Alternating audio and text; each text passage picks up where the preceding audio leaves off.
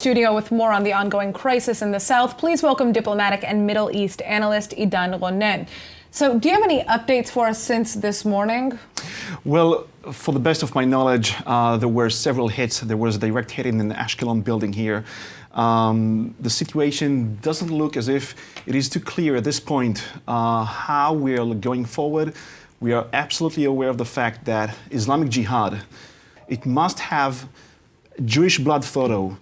Only getting hands on top of the head while Israelis go down to take refuge, it's not good enough for them. Running for cover, it's not good enough. They want to see Israeli casualties, they want to see Israeli blood, and they are heavily pressured by Iran, by their masters from Tehran. They wouldn't let go that easily, and that's what makes this particular round to go on and on. All right, well, so we're seeing now more targeted strikes against Palestinian Islamic Jihad infrastructure in specific, as opposed to the previous policy, which was to attack Hamas because Hamas is the governing power in Gaza. And Public Security Minister Gilad Erdan made it clear that that was a significant shift in policy. Do you think that that's enough? Do you think that Israel will maybe continue with that policy going forward, or is this kind of just a one-time thing where to fix this situation, we're going to go after the perpetrators themselves? I think, I'll be very honest with you, I think it is just one more indication of the Netanyahu government not to strive for any, decisive victory over Gaza. It is basically to contain the issue. So we're going from one round to another. Hamas is only targeted. The Palestinian terrorist organizations, they're only targeted, they're only hit, but they're not completely vanquished. If you ask me, I think in the long run, that basically Israel's deterrence is only getting backfired, because you have to see how, the world through Islamic eyes.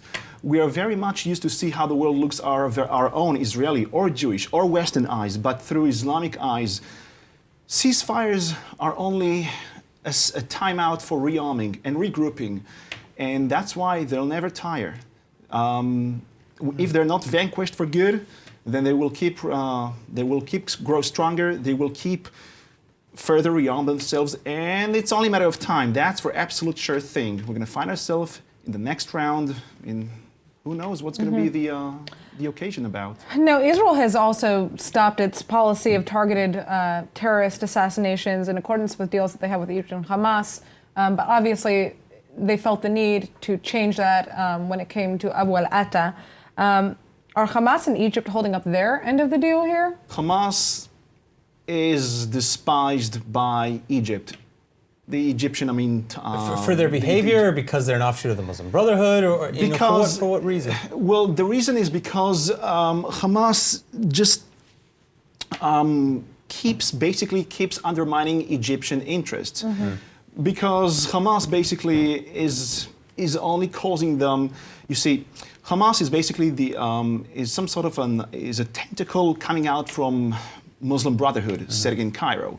Now, whenever Hamas plays, the macho guy, then automatically the Egyptian street is rising up, and Assisi and even the